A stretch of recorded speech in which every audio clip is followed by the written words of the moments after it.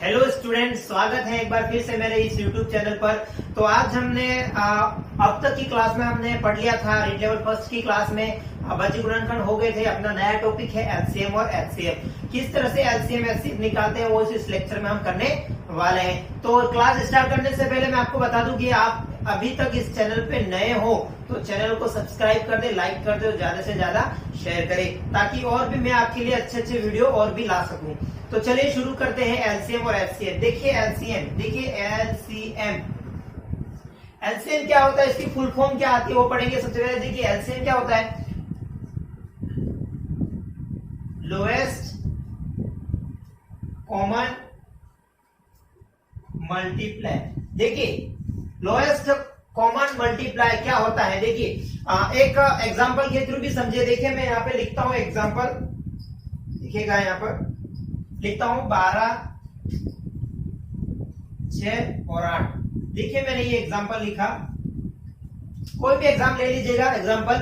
इसका मतलब क्या होता है, लोएस्ट कॉमन मल्टीप्लाई। देखिए सबसे लोएस्ट कॉमन चीज होती है वही अपने एलसीएम होती है। क्या होती है वो देखिए। सबसे पहले तो देखिए इसके सबसे पहले तो मल्टीप्लाई क्या क्या आएंगे, देखिए 12 का गुणज क्या क्या आएंगे। देखिए 12, 24, 36, 48, 60 ऐसे ऐसे 12 की गुणज आते जाएंगे। देखिए इसके बाद 6 के भी देखिए 6, 12, 18, 24, 30 ऐसे ये भी आते जाएंगे। 8 के भी देखिए 8, 16, 24, 32, 40 ऐसे ऐसे आते जाएंगे।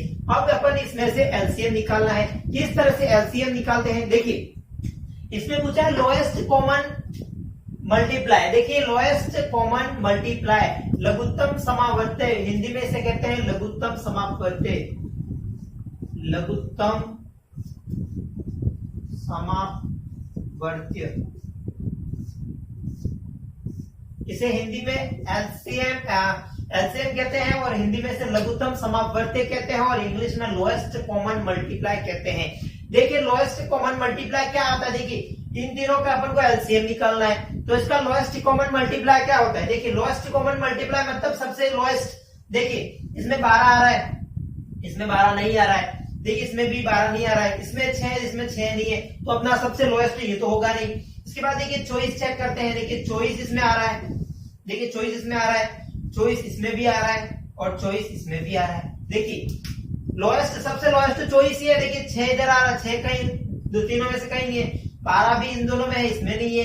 18 यहाँ है, इन दोनों में नहीं है। उसके बाद चॉइस चेक करें, देखिए चॉइस है तो सबसे पहला अपना चॉइस कॉमन आ गया। तो ये अपना क्या होता है, एलसीएम लोएस्ट कॉमन मल्टीप्लाई। समझ में आया होगा आप सबको लोएस्ट कॉमन मल्टीप्लाई किसे कहते हैं। देखिए सबसे लोएस्ट यहां से उसके गुणनखंड निकाल देंगे सबसे पहले, उसके बाद लोएस्ट देखेंगे तो सबसे लोएस्ट कौन सी है, यहाँ पर चॉइस आ गई। ऐसे से कोई भी पूछ सकता है आपको किस तरह से आपको निकालना, आपको आ गया है इस तरह से उसका गुणन कैसा होता है। देखिए इसमें एक सवाल आया था, देखिए एलसीएम पर एक सवाल है। जैसे जैसे मैं सवाल आपको बताता जाऊंगा कि इसके बारे में, उस तरह से मैं एक एक आपके सामने सवाल भी लेता जाऊंगा। देखिए सवाल, सबसे पहला सवाल देखिए, वह छोटी से छोटी कौन सी संख्या है जो पूर्ण वर्ग हो। ध्यान दीजिए पूर्ण वर्ग हो दिया हो, पूर्ण वर्ग हो तथा 12, 15, 18 से भी विभाज्य हो। 12, 15, 18 से भी विभाज्य हो, ऐसी कौन सी संख्या है। आपके सामने ऑप्शन भी दिए हुए हैं 4, देखिए और ये पूछा हुआ रीड लेवल फर्स्ट में 2015 में। देखिए रीड जो 2015 की हुई थी वहां पूछा था, वहां ये सवाल पूछा था। देखिए क्या पूछा था, वह छोटे से छोटे कौन सी संख्या जो पूर्ण वर्ग हो। सबसे पहले तो यहाँ ध्यान रखना पूर्ण वर्ग होनी चाहिए और 12, 15, 18 से भी विभाज्य। विभाज्य क्या मतलब एलसीएम। देखिए इसका एलसीएम एक गुणनखंड विधि से, एक और गुणनखंड विधि से मैं आपको बता देता हूं। देखिए इस विधि से भी निकालते हैं, जैसे कि मैंने 6, 12 और 18 ये तीनों मैंने लिए थे, 6, 12 और 18। तो देखिए इस तरह से भी निकालते हैं, गुणनखंड विधि से भी आप एलसीएम निकाल सकते हैं। देखिए सवाल बाद में समझेगा, पहले इस तरह से भी दिखेगा। ये विधि मैंने आपको नहीं बताई, एक ही विधि बताई, इस विधि से भी आप गुणनखंड एलसीएम निकाल सकते हैं। कैसे, देखिए सबसे पहले किसमें जा रहा है, 2 का 3 बार, 6 बार और 9 बार। फिर देखिए किसका जा रहा है, 2 का जा रहा है। देखिए इसमें 3 का 3, ये 2 में 3 बार और 9 का 9 रह जाएगा। फिर देखिए 3 का जा रहा है, 1 1 और 3, फिर देखिए 3 का जा रहा है 1 1 और यहाँ पर 1 आ गया 3। देखिए उसका एलसीएम अपन ने निकाला था 24, निकाला था ना 24, लोएस्ट कॉमन मल्टीप्लाई। देखिए यहाँ से भी 24 आएगा, कैसे आएगा देखिए 2 इंटू 2 इंटू 3 इंटू 3, ये आ गया 2 दूनी 4, 4 3 12 और 12, देखिए 2 दूनी 4, 4 4 4 कितने होते 12, 12 12 24 आ गया 24। देखिए आ गया ना 24। देखिए 2 गुम 2 4, 4 3 12, 12 24। देखिए आ गया ना। 3 में जाएगा 6 बार और ये 9 बार, फिर 2 का 3 3, यहाँ पर देखिए यहाँ पर मैंने 9 लिख दिया था, यहाँ पर 3 आएगा। देखिए 3 बार गया, देखिए 3 3 3 बार गया, फिर यहाँ पर 1 1 आ गया, तो ये अपना आ गया। देखिए 2 इंटू 2 इंटू 3 इंटू 3, देखिए आ गया ना। बस ऐसे ही आप ऐसे उसको भी निकाल सकते हैं। देखिए इस सवाल में यही पूछा है, इस तरह से भी निकाल सकते हैं आप। देखिएगा देखिएगा पूछा है, क्या क्या पूछा था 12 15 और 18। देखिए 12 15 और 18 निकालो। 2 का 6 बार, 15 का 15 9 बार, फिर 2 का 3 बार, फिर 15 का 15 और 9 का 9। देखिए 3 का 3 एकम 3, 3 5 15, 3 3 9, फिर 3 का देखिए 1, 5 का 5 1, फिर 5 का जाएगा देखिए 1 1 और 1। तो अपने पास क्या आ गए देखिए 2 इंटू 2 इंटू 3 इंटू 3 इंटू 5। देखिए 2 इंटू 2 इंटू 3 इंटू 3 इंटू 5। अब इन सब का गुणा कर दीजिए। देखिए अब सबसे पहले ये ध्यान रखना है कि पूछा था पूर्ण वर्ग हो। देखिए क्या पूछा था पूर्ण वर्ग हो। देखिए यहाँ पूर्ण वर्ग कौन कौन से आ रहे हैं, देखिए ये पूर्ण वर्ग आ गया, 2 इंटू 2 पूर्ण वर्ग, ये पूर्ण वर्ग आ गया। देखिए ये बचा, अब ये बचा पूर्ण वर्ग पूछा हो तो ध्यान दीजिएगा पूर्ण वर्ग बनाना है हमको, तो किसका गुणा करना पड़ेगा, यहाँ अपनी मर्जी से गुणा करना पड़ेगा 5 का। देखिए तो ये पूर्ण वर्ग बन जाएगा। देखिए पूर्ण वर्ग बन गया। अब देखिए यहाँ से क्या क्या है 2 दूनी 4, 3 तिया 9, 25, 5 5 25 हो गया। अब देखिए इन सबका गुणा कर दीजिए, 4 इंटू 9 कितना होता है 36, और 36 इंटू 25 करिए। देखिए 36 इंटू 25 करो, देखिए कितना आते हैं। देखिए 36 लिखा 25 लिखा, 6 5 30, देखिए 3 आया 15 और 18, 12 का 2 1, 6 और 1 7। देखिए 0, यहाँ पर भी 0, 8 और 1 9। देखिए 900 कौन सा ऑप्शन था, देखिए 900 आंसर आ रहा है अपना। देखिए आंसर कितना आ रहा है 900। बस ऐसा ही करना था। ये सवाल पूछा गया था रीड लेवल 2015 में। बस ऐसा ही सिंपल सा सवाल था। अब देखिए हमने एलसीएम तो निकाल लिया, अब एचसीएफ क्या होता है, मेन चीज जिसपे सवाल भी पूछा जाता है एचसीएफ पे। देखिए एचसीएफ क्या होता है, सबसे पहले मैं आपको बता दूं कि एचसीएफ का मतलब क्या होता है। देखिए एचसीएफ, देखिए इसका मतलब होता है हाईएस्ट कॉमन फैक्टर। देखिए हाईएस्ट कॉमन फैक्टर, इसको देखिए इसका फुल फॉर्म होती है एचसीएफ की हाईएस्ट कॉमन फैक्टर। देखिए इसको बोलते हैं महत्तम समापवर्धन, महत्तम समापवर्धन, हिंदी में इसे मसप बोलते हैं।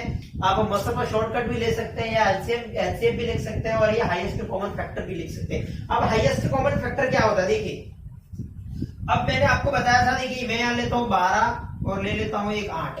देखिए 12 और 8 ले लिए मैंने।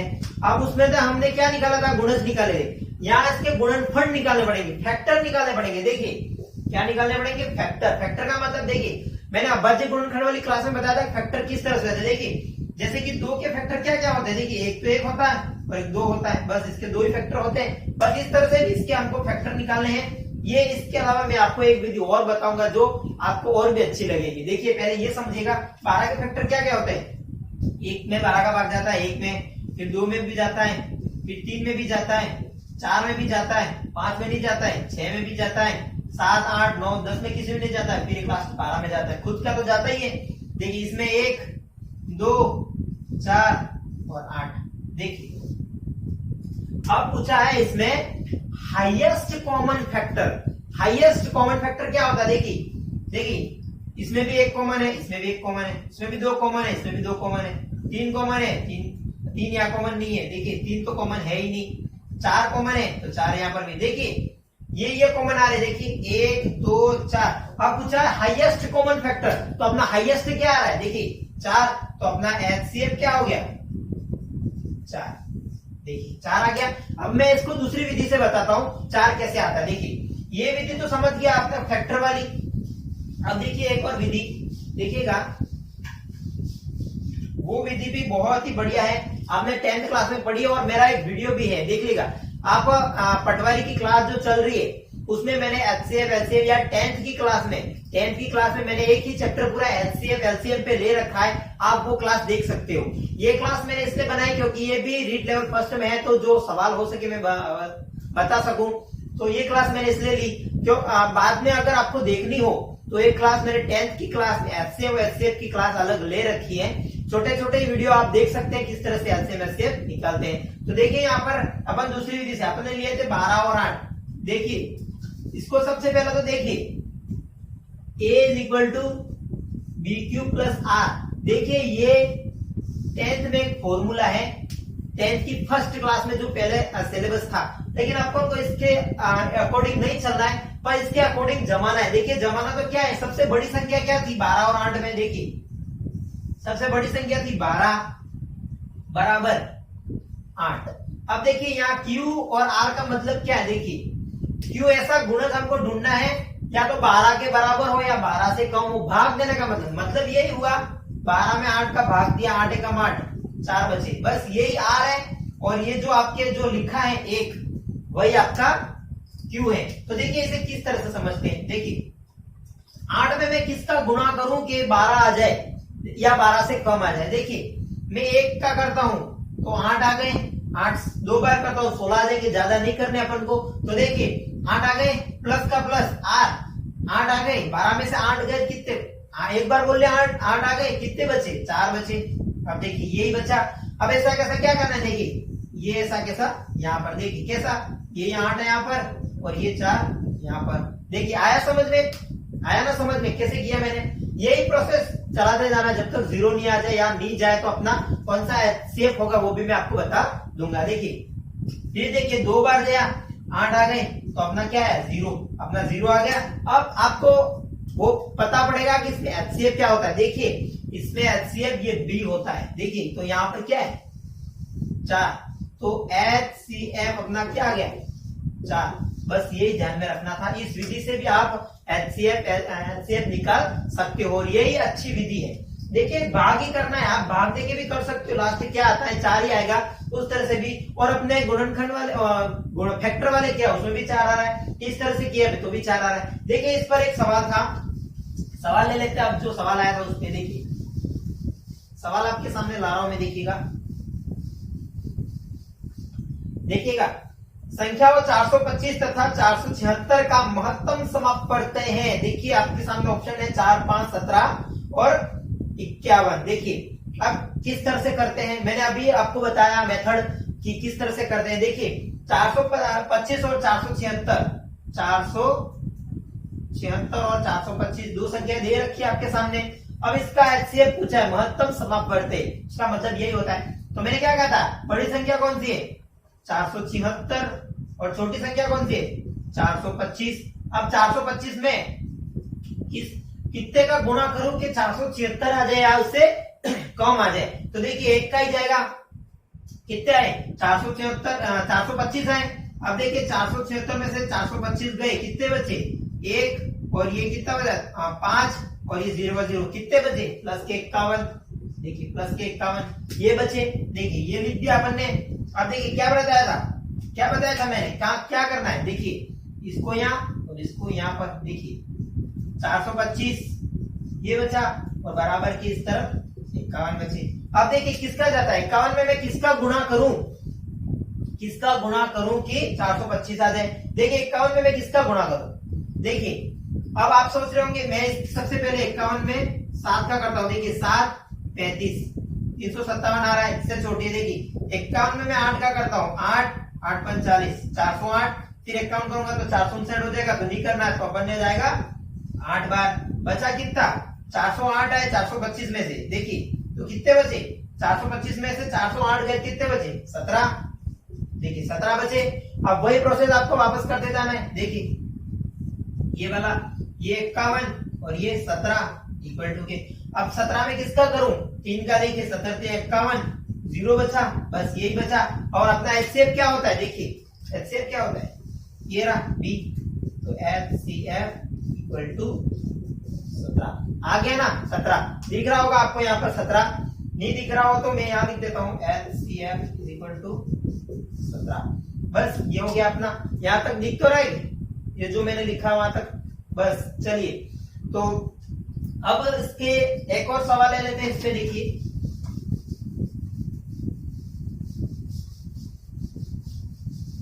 देखिएगा,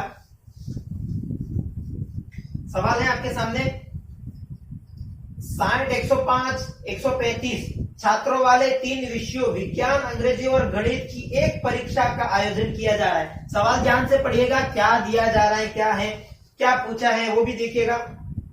प्रत्येक कमरे में बैठने की क्षमता समान है, प्रत्येक कमरे में बैठने की क्षमता समान है, प्रत्येक कमरे में केवल एक ही विषय के छात्र हैं। अब एग्जाम होगा तो जाहिर सी बात है एक ही का मतलब वो के छात्र होंगे। तो देखिए, तो आवश्यक कमरों की न्यूनतम संख्या बराबर है, देखिए तो आवश्यक न्यूनतम कमरों की संख्या पूछी आपके सामने।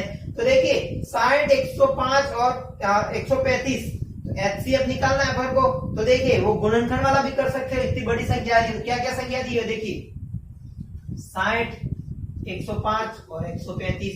देखिए सबसे पहले तो आपको ये दिमाग में आ जाना चाहिए कि इसमें सबसे कॉमन संख्या कौन सी आ रही है।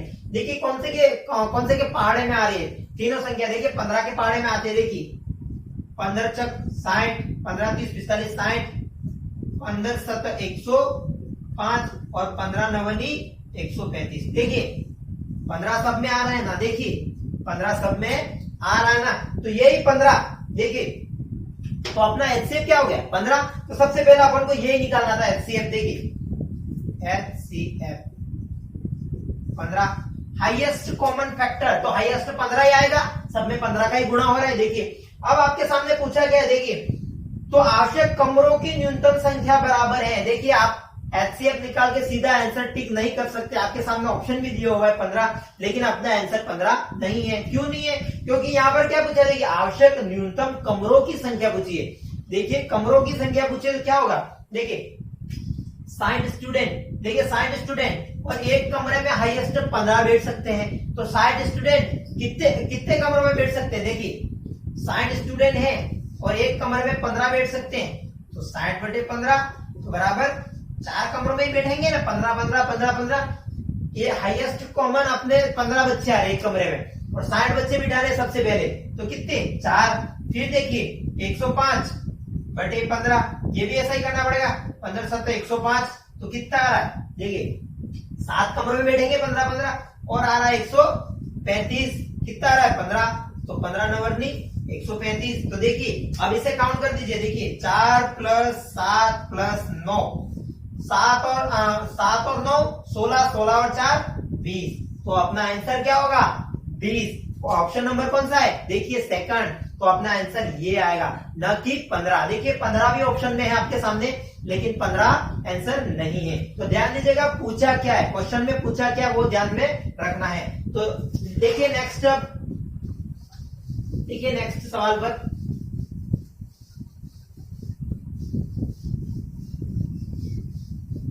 देखिएगा अच्छे से सवाल है। देखिए 6 घंटियां एक साथ दोपहर को 12 बजे बजी, 6 घंटियां दोपहर को 12 बजे एक साथ बजी। आपके सामने सवाल है, आप वहां पढ़िएगा, देखिएगा यदि वे सभी 2 4 6 8 10 व 12 मिनट के अंतराल में बजती हैं तो वो पुनः कितने बजे इकट्ठी बजेगी। तो ध्यान दीजिएगा, यहाँ पर ये संख्या दी हुई है आपके सामने, देखिए 2 4 6 8 10 और 12। देखिए अब यहाँ पर पूछा गया है, देखिए कॉमन सवाल है एचसीएफ का। देखिए 6 घंटे एक साथ दोपहर को 12 बजे बजती है, यदि वे सभी 2 4 6 8 10 12 के मिनट में अंतराल में बजती है तो पुनः कितने बजे इकट्ठी बजेगी। एक साथ कब बजेगी, ये ध्यान में रखना। और ये अपन को दिया हुआ है मिनट में, देखिएगा मिनट में दी हुई है। तो देखिए यहां से देखिए अपन को एलसीएम निकालना है। देखिए एलसीएम कैसे निकालते हैं, देखिए सब किस में आ रहा है, देखिए जो आ रहा है, देखिए हाईएस्ट क्या अपना 12, तो सबसे पहले तो 12 लिख दो आप, 12 देखिए 12 लिख दी। देखिए ये 2 भी 12 में आता है, 4 भी आता है, 6 भी आता है, ये तीनों तो आएंगे नहीं, बचा क्या 8 बचा ना। देखिए ये 8 को मैं क्या लिख सकता हूं, 4 इंटू 2, और इसमें 10 को लिखता हूं 5 इंटू 2। देखिए 4 इसमें आ गया, बचा क्या 2, इसमें भी 2 इसमें आ गया, बचा क्या 5। तो क्या आया देखिए 24 इंटू 5 120 मिनट अपने पास ये आया 120 मिनट। देखिए ऐसे भी निकाल सकते हैं आप। देखिए सबसे वो इतना बड़ा करने की जरूरत नहीं, सबसे पहले तो देख लीजिए क्या आ रहा है, किसमें क्या आ रहा है वो लिख लीजिएगा। फिर इसमें देखिए हाईएस्ट 12 आ रहा है, इसमें दो में भी 12 का, 4 में भी जाता है, 6 में भी जाता है, बच्चे 8 और 10, इसमें 12 सीधे जाता नहीं है पूरा के पूरा।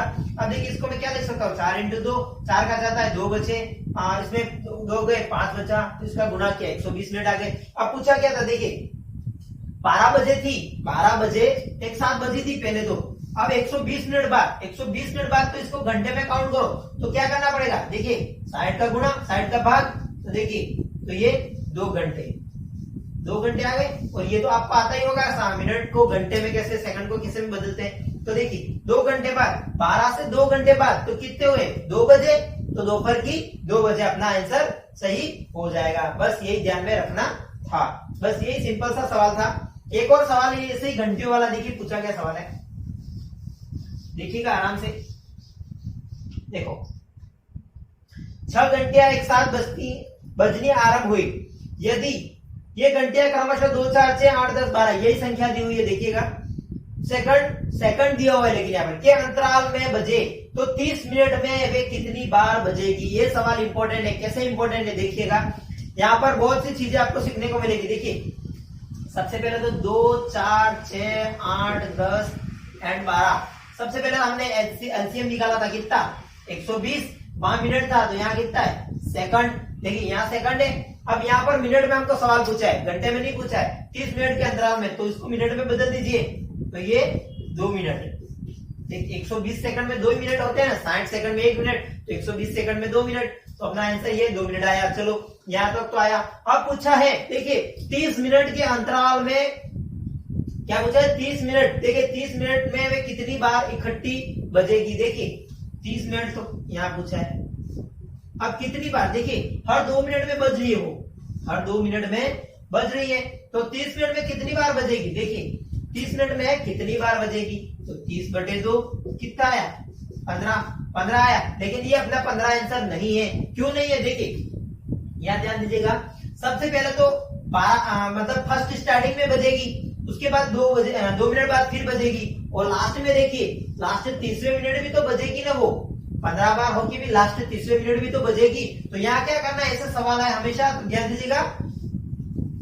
देखिए ऐसे करना है 15 + 1, जो भी आंसर आया जैसे कि उसमें +1 करना है, तो कितना आया 16, यही हमारा आंसर होगा। +1 करना, बस ये ध्यान रखिएगा, क्योंकि कॉमन यहाँ पर आ रहा है, कॉमन आ जाएगी जो ज्यादा होगी, क्योंकि 30वें मिनट भी तो बजेगी और स्टार्टिंग में भी बजेगी, तो अपने एक प्लस करना, हमेशा ये ध्यान रखना है आपको, बस इतना ही ध्यान रखना है। इसके अलावा कुछ नहीं। एक अनुपात वाला सवाल आता है, वो भी देख लीजिएगा, वो पहले समझ लीजिएगा किस तरह से।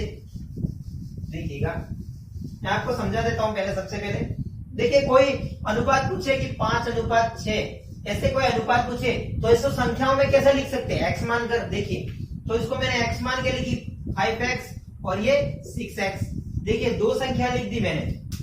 अब देखिए यहां से अपन एलसीएम कैसे निकालते, देखिए एलसीएम और एचसीएफ।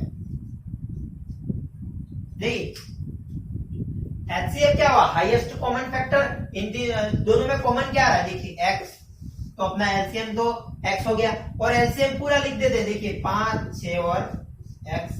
अगर किसी में किसी का नहीं जाता है, जैसे कि कोई संख्या दी हुई है उसमें नहीं जाता, तो गुणा करके एलसीएम लिख दो सीधा, वो भी अपना एलसीएम हो सकता है। तो देखिए ये इस तरह से जाता है, और मैं जो सवाल करवाऊंगा वो सेम इसी बेस पर आधारित है। देखिए ये समझिएगा, ये ज्यादा इंपॉर्टेंट है कि संख्याओं को x के फॉर्म में लिखते हैं, फिर एलसीएम और एचसीएम किस तरह से निकालते हैं, इस तरह से निकालते हैं। सवाल से सीधा करवाता तो आपको समझ में नहीं आता, इसलिए मैंने पहले यहाँ पर करवा दिया। देखिए सवाल देखिए,